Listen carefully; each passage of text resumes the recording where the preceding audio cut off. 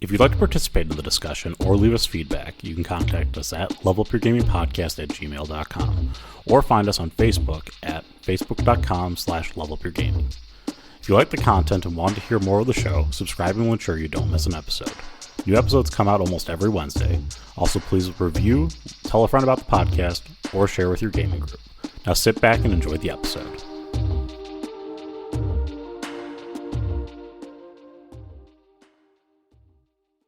Welcome into the Level Up Gaming Podcast. My name is Aaron, and joining me I've got Josh. Josh, how are you doing today? I'm doing pretty good. The holidays are in full swing. It's cold as hell outside. You know, I need more time. You need more time? I need more time, man. You're not managing your time very well? No, there's like, my kid is in a musical, and so I've got to go pick her up after school, but I'm also the one that makes dinners, and then we've got holiday parties, and then we also have, like, my son has got his activities, and they're calling me in for special things at work. Like, I don't have enough time. I've got like a whole bunch of things in the air at the same time. I need to, I don't know, plan better. Yeah.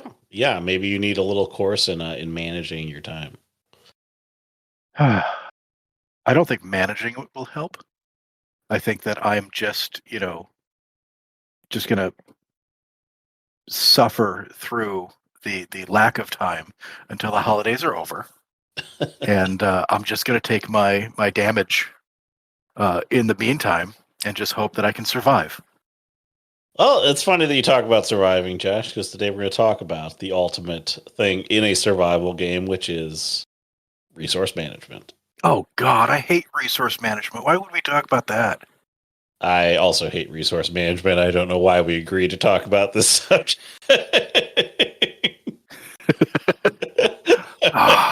Yeah, no, I did want to talk about this. I wrote this down on the list.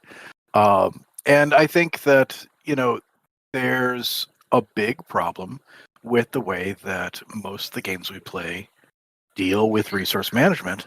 And it makes it so that I just avoid it completely when I'm running games for the most part.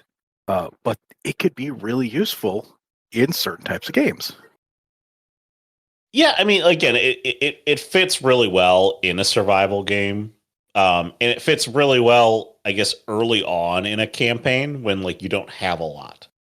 But once your characters have stolen all the golden tapestries in the world and sold them all, it's sort of like, what are you trying to do? What is it that you say you do here? Well, so, like, let's talk Dungeons and Dragons real quick. If you start up a campaign, you go to, like, D&D Beyond and build yourself a character. The first thing that's going to happen once you get, your character class and your stats in is it's going to tell you what items you get. Character classes in that game and backgrounds get specific gear that they start with. And some of it's adventuring gear, some of it's tools, and they all have weight, and they all have blah, blah, blah, blah, blah. And then you've got to decide whether or not you're running encumbrance. Does gold have weight? Aaron, does gold have weight? It depends on who you talk to. Yeah. Money having weight is like one of those things that you sit there and like, well, why would you do that? They're going to have so much, so they can't carry it around, so you're just going to have to, like... If you're going to run encumbrance, you should make money have weight. It also then forces your players to actually choose their loadout instead of just being like, I've got 10,000 gold on me. Yeah. Or they could have like 3 gems that are worth that much money that they can use to barter somewhere, but may not actually be that. No, it's like one of the other items that I always see in there, and then I never want to, like, bring it up with my players, but I might run a game doing this, is rations, foodstuffs, cooking supplies. generally, I think those are things that are hand waved Mhm. through most games, and you have to really make it shoot. You really have to make a concerted effort about whether or not you're going to say, are you skipping a meal? Are you getting the meal? And generally speaking through it. And again, it fits if you're doing a survival game. If the game is like based in survival, you have rations. It could be surmised that your rations are consumed daily until you lose the rations, or until you run out of rations. Like they're just any other thing that you kind of tick off. You don't actually need your players to like explicitly state that they're consuming the ration. Hmm. Hmm. Well, yeah. So we did a game a while back, tracking through the jungle, and I had specifically made my character because I was playing at the time, um, a cook, and you can take chef feats or and skills, and by cooking things, you can give bonuses. Um, I also took levels in poison making, but that may or may not have anything to do with the other thing. And one of the things that I was looking at was, especially in D&D, was like the ranger has a bunch of abilities, depending on which subclass you go to, that allow you to do some of this resource management stuff. And which is great, but that's also the reason why I don't think anybody likes playing rangers. Is it just fits into that spot where, resource management is an annoying thing that most people wave away and don't use, and you've got a character that's designed to work with it. So, yeah. I mean, I think the thing that actually turns people away from playing Rangers the most is that they don't have good class. yeah, you don't, because they add in a bunch of stuff for things that you're not going to use. Yeah. That's what I've heard in fifth ed, at least. Okay, correct me if I'm wrong. No, you're not wrong. Um, it's so why is it that we hate resource management? It's It's slow. tedious. It's Yeah. it's awful. It's just it takes you out of the story. It makes you like, hey, we're exploring this fantastical place. We've got magic. We've got uh, puzzles. We've got monsters. Oh, did you poop this morning? Yeah, Like, yeah. I mean, there's a lot to it, which is that if it's not an integral part to your game or it's not been set up that way from the start, it's going to be very hard to make it a part of your game at any point along the way.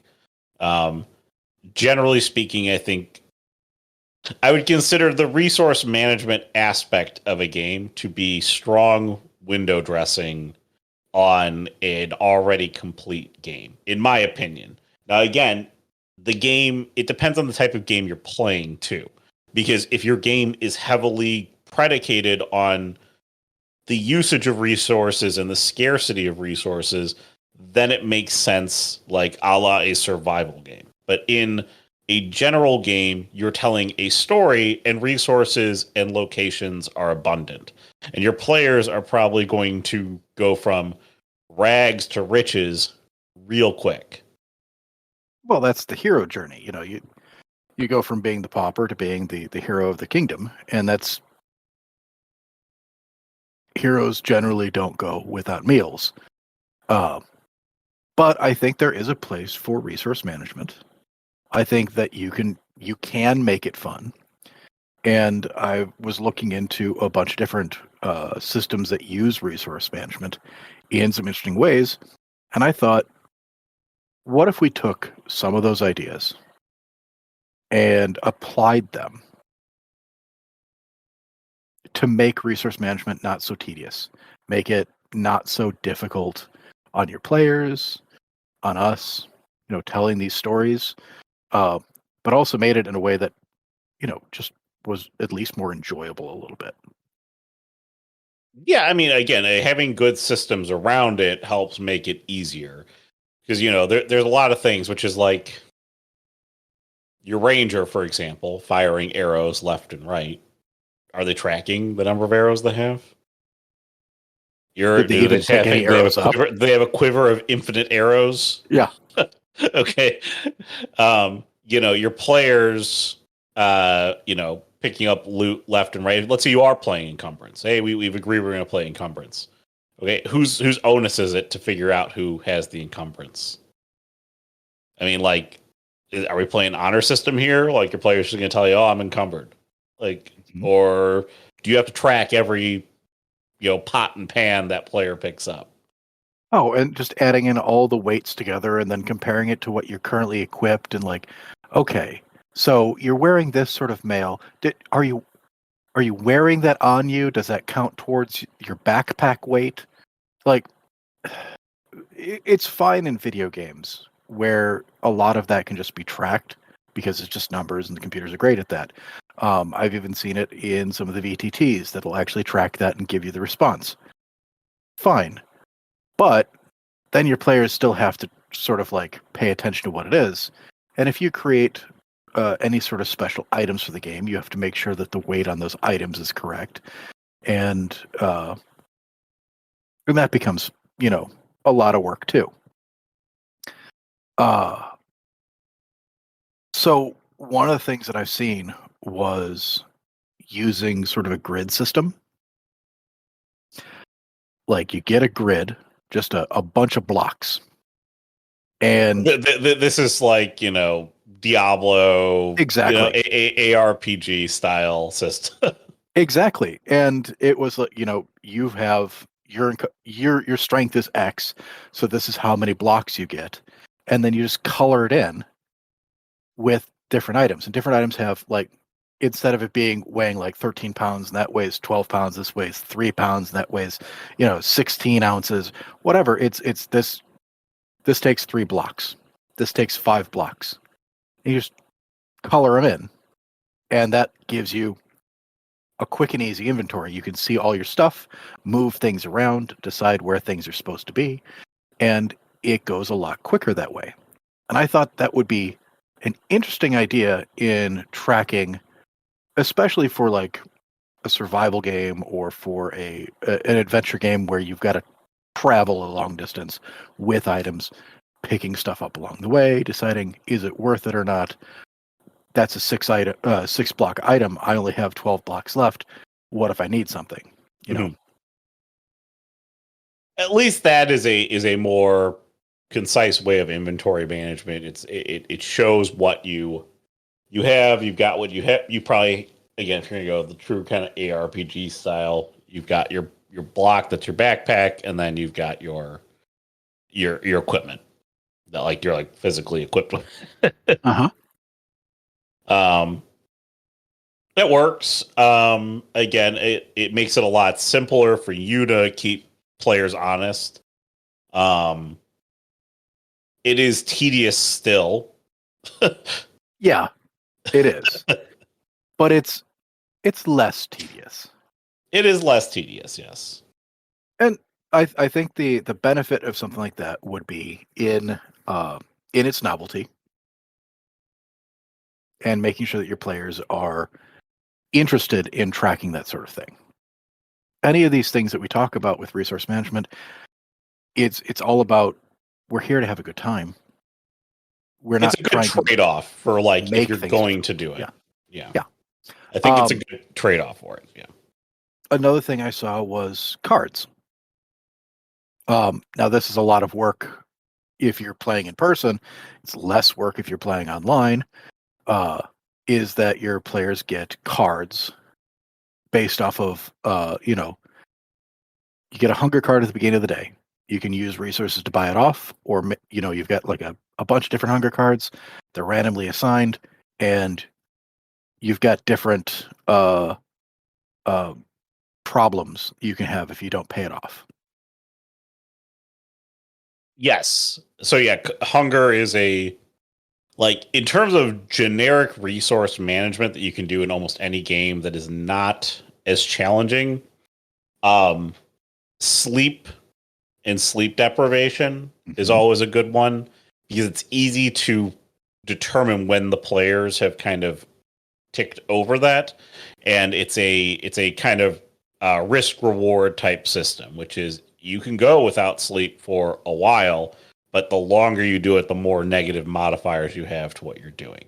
And then the card, obviously, there in terms of tracking hunger, is very useful for like a physical object or some sort of token to show that you have the problem in hand. And again, it's a good one to track as well because that one's easy and the players can get rid of it fairly easy without any sort of with some generic hand waving. But if they choose to go hungry, they can be certainly encumbered by that. And it doesn't like it's not as tedious as it's certainly a less tedious option. Mm-hmm.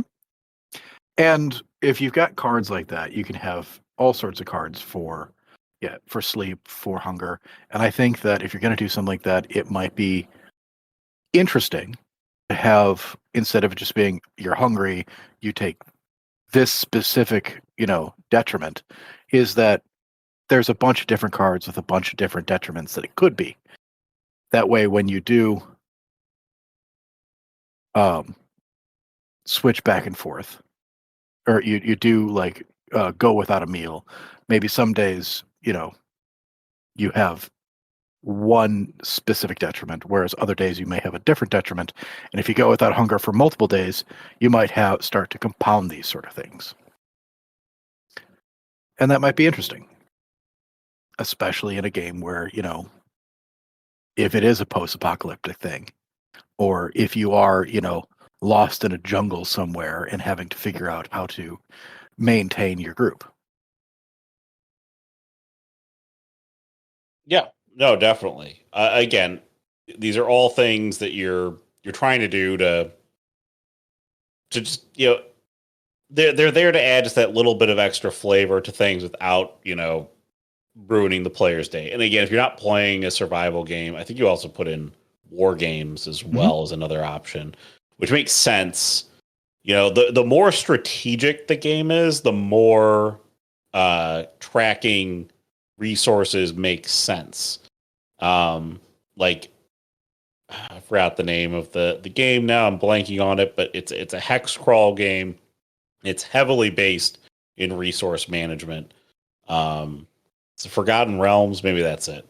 But it's heavily based in resource management, and the whole point of it is like a core feature of the game is the resource management, and how you manage that through each hex and like working through like the exploration of the world.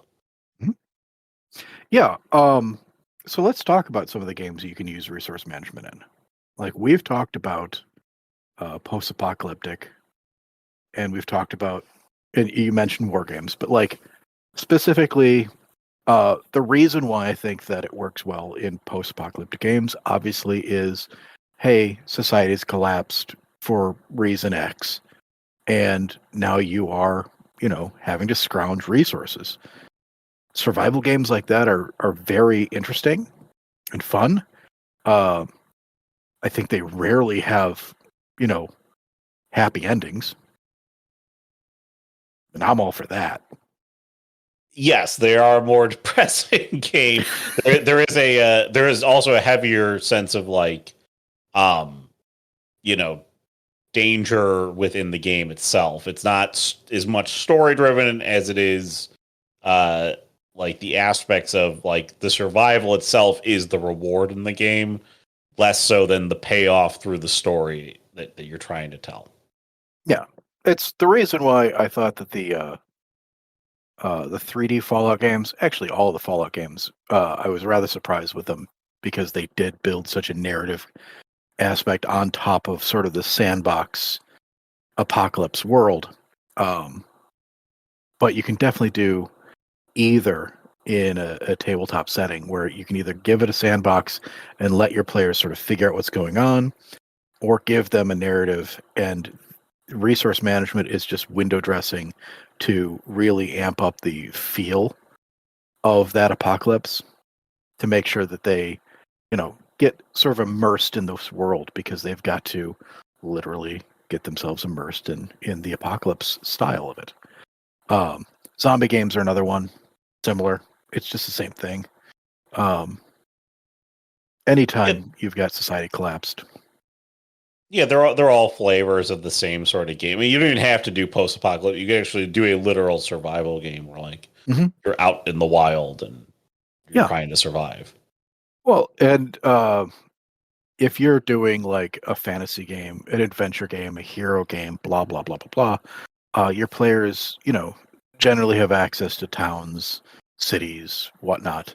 If they get sent off into a place that doesn't have that, let's say they get dumped in some sort of magical realm where there isn't society, and they've got to figure out what's going on out there. You can say this part of the story, you only have what's on you. Normally, we hand wave away, all the food and all that other stuff, but now you're stuck out. There's nothing. And so we're going to have to figure out how to get through this. And it can be a survival game within your normal story. You're stuck in the wilds, you're stuck on a demi-plane, you're traveling through space. Space is the other one I was thinking about. The war games, the one I was looking at was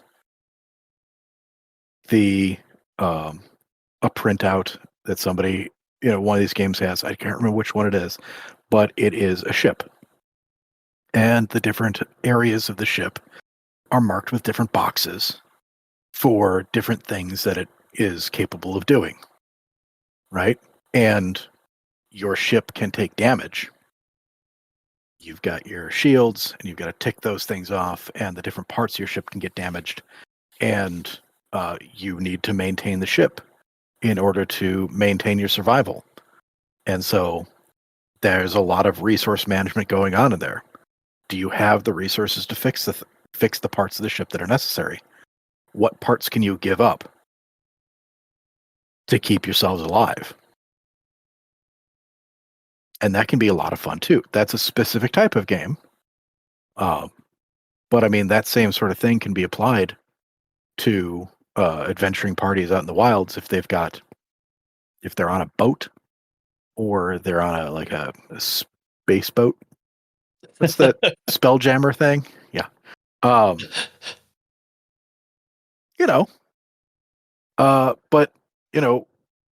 war games are the same way. You've got troop maintenance, you've got tanks, you've got artillery. They say that an army marches on its stomach, so you've got to really pay attention to that sort of thing. And even D&D in its original form was a war game, which is I think why they've got a lot of the resource management still listed in the game, is because it does have those roots. Yeah, and I mean at its core as well, with any role playing game, there is already a level of resource management. Okay, like that is like inherent within the game. Okay, you track your hit points. Mm-hmm. You have to track your spell slots and the spells you've used that day. Okay, you have to track your rests. You have to track like these are all things that like you do inherently through the game, and so like the trade off is well, you do that because you feel like they're more core to the game itself than other things that you have to do. But I mean, like you have minions, you've got you have your familiar, you've got your if you're a ranger, you've got your your beast or whatever. So you got your spell slots, and just like what items you're using, how many actions you get per turn. All of these things are things we're already managing. So how much more do you want to add on top of it? As long as it isn't burdensome and enhances the story, I think we can add a lot.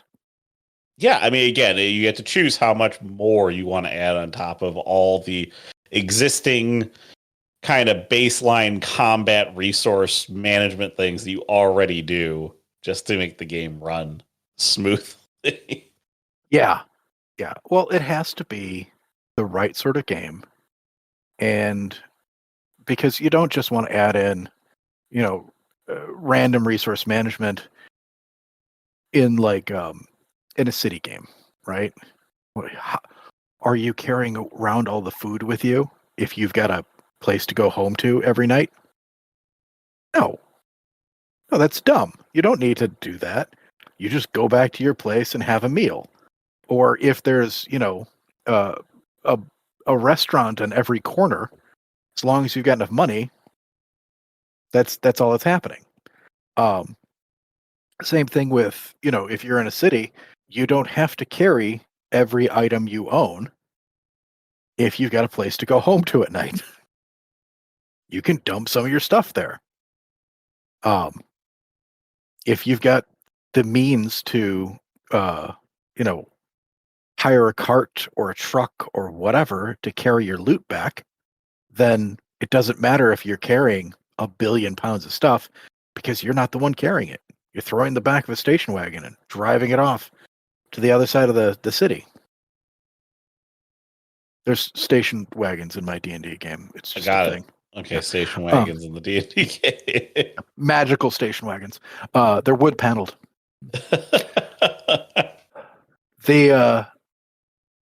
I think the point is that if you're going to have any sort of resource management, it needs to make sense for the game, for the environment, and to your players. Because, like I said, it can't be burdensome. It can't just be something that, we got to do this thing again. We were talking about this at the beginning. I don't like resource management in a lot of the games because it doesn't fit. You don't want to be doing a lot of accounting in No. the game. You want more of the game spent like, okay, bring out my calculator, make sure I'm not encumbered. Good. Mhm.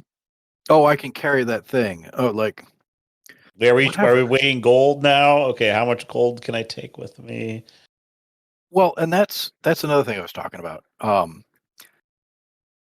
How can you give the players sort of an incentive to track some of these things? Drop gold. Like you could have players traveling between different areas may have different currencies in the different places. So you can't just carry around big chunks of metal. You could, but like they weigh and they may not cost the same in each place. So it may be more incentivized to have resources that are tradable, when they go to a new town. But also,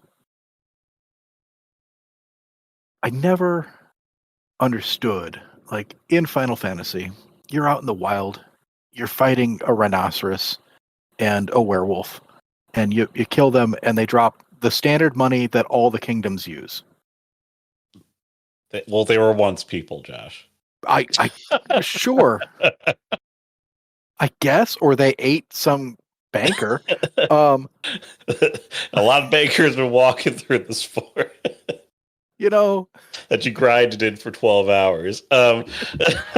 Yeah, and you wander out and you fight like 70 rabbits, and you come home with $300, and you're like, well, rabbits. No, like things. Yes, regular monsters in your game should not. I understand that they do drop gold as part of the sort of like trope, but like and like baseline within the game. But you're really, if you want people to track gold, you need to make it scarce, and then you need to make it worth like buying things. So like saving gold is a process to buy serious items. Okay, that like come on the other end. So if you are going to make gold abundant, you need to have stuff that's worth buying on the other end of it. And everything in the book that's like the baseline stuff, within like 2 dungeons, most people can buy everything. Oh yeah. Oh yeah. Okay.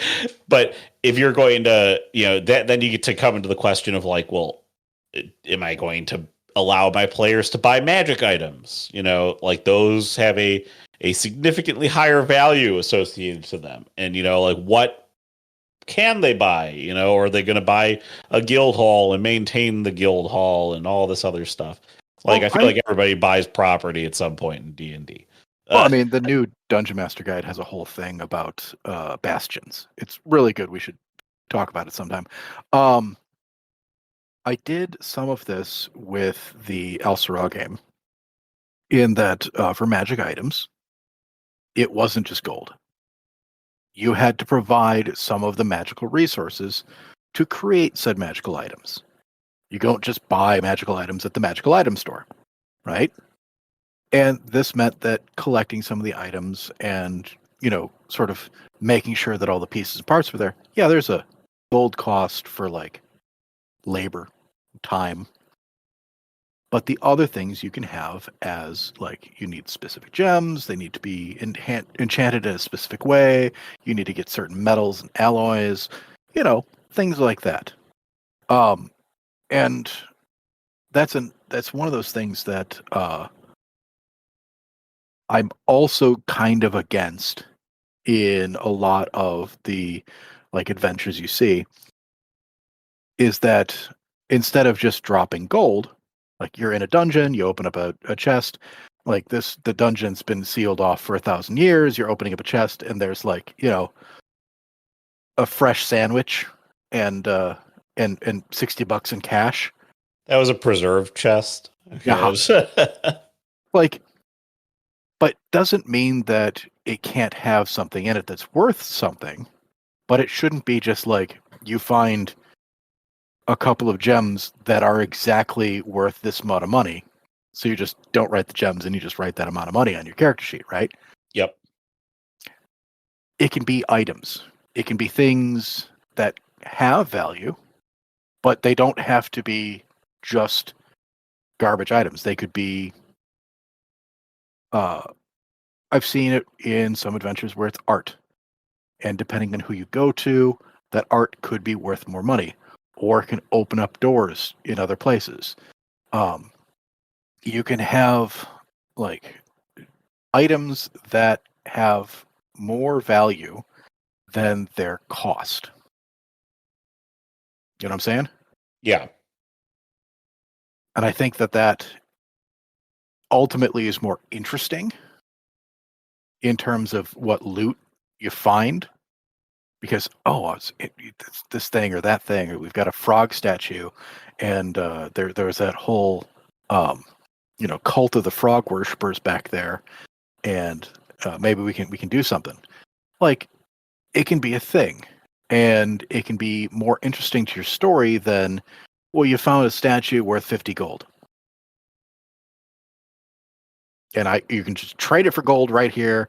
A magical banker pops up out of nowhere and takes the statue and hands you $50. Yeah. Again, you have the choice. I like the idea of like having a bunch of items that you can sort of barter out, or use for other purposes. The other thing too is like, again, it depends on the type of game you want to run, because typically there is, magical vendor going, what are you buying? What are you selling? I mean, like, and he just, okay, you're selling me statues. Statues are 50 gold. Here you go. Who's buying all these statues? Like, why do you need all these statues? Bring me the statues. Yeah. um, it you go into a dungeon and you find a bunch of stuff and you just like grab everything and then just walk out and turn it into money. There should be some like, I'm not saying you have to make everything interesting or worth stuff. There's a lot of things that are probably worthless in there. But like, you can have a little bit of fun with the items that are in there, and then your players can have fun sort of tracking what they have, if they've got enough storage space to carry it, if they've got enough weight, and it can be a thing. like, there's like, again, something you could do with it's more work on your part. Like, again, you don't want to make this like a pain for your characters necessarily, but something that you could do is that if the players that like acquire a bunch of loot, it can be worth a bunch, like in terms of like, it's a gold statue, it should be 50 gold. But of course you have to find the right buyers, you have to find merchants who are willing to take this sort of stuff. And so again, there's a level of tedium involved in that, which again is less fun, as we've been talking about here in a lot of cases. But it also makes it so taking everything out of the dungeon might not necessarily be worth as much as, you might think. And so it can help you then be like, well, the statue looks like it's worth a lot of gold or something. Maybe it's worth a lot of gold. I don't know. Okay. Yeah. But your players don't have an appraiser or somebody in the party, and so then you get to make choices about, well, like, could I sell the statue? Like, is it worth taking it?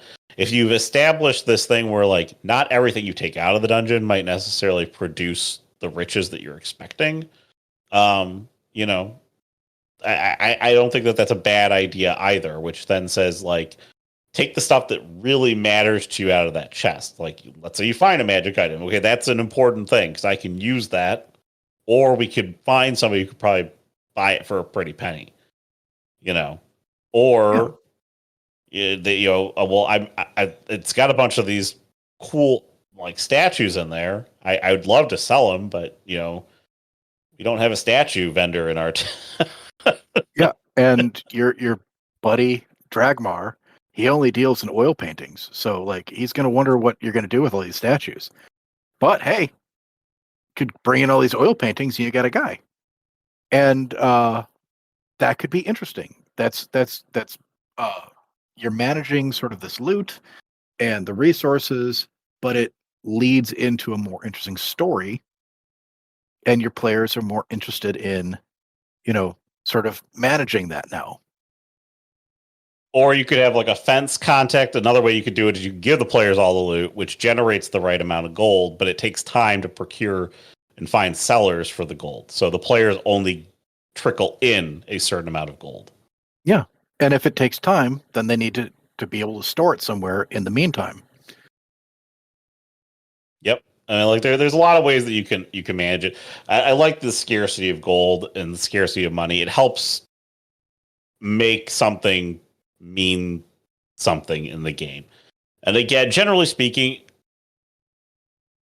what I would probably say is if you don't want to do any resource management around gold and stuff like that, is that as long as you like give the players like a level of like wealth or like affluency, like between like 1 and 10, and ascribe like what that might look like. And if the players buy outside their means, now they've decreased their wealth.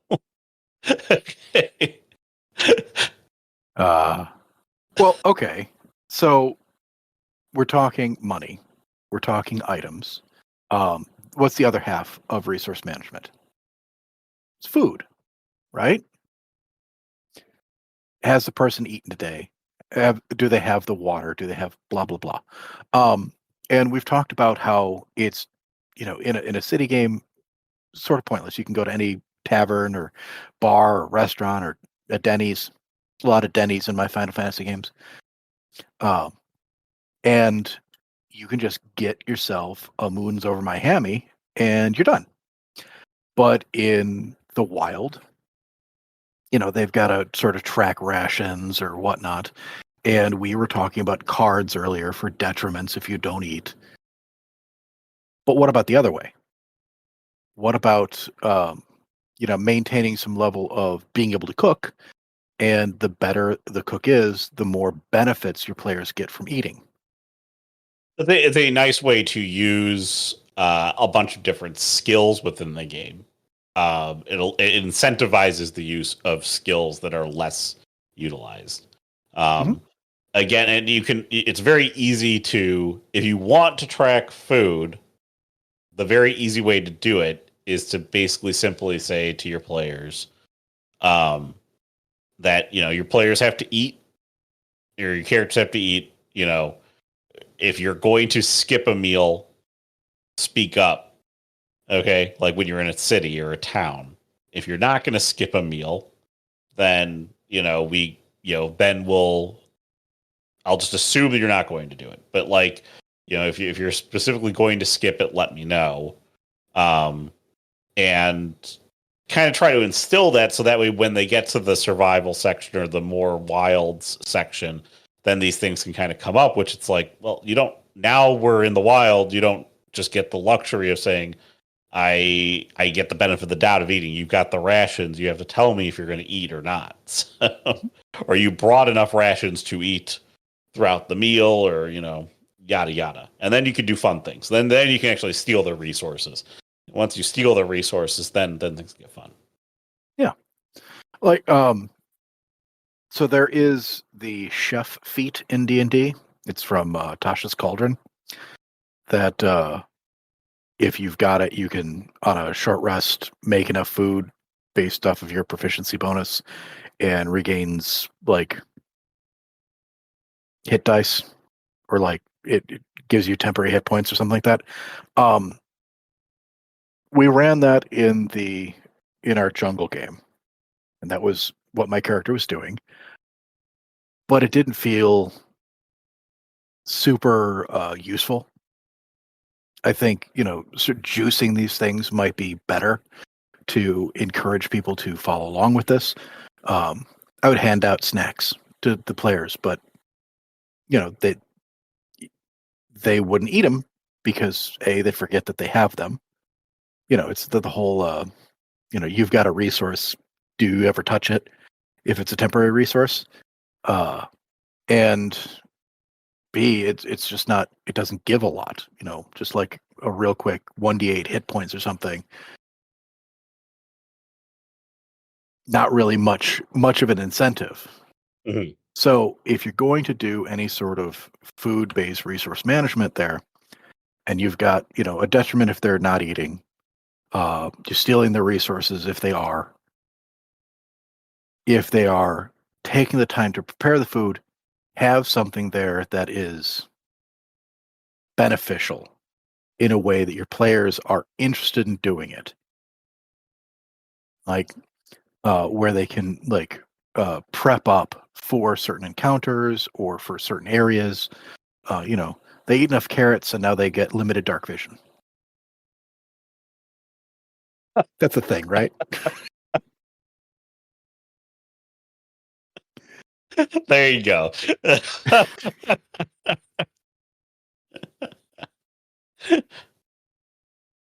I got nothing. That's pretty much it.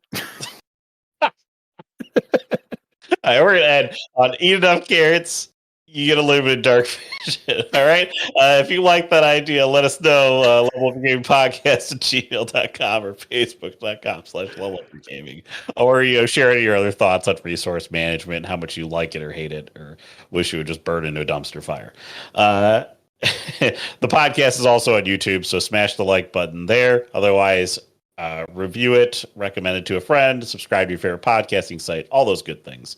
And that'll wrap us up for the week. So for Josh, I'm Aaron. Have a good week, everyone. Bye. Eat your carrots.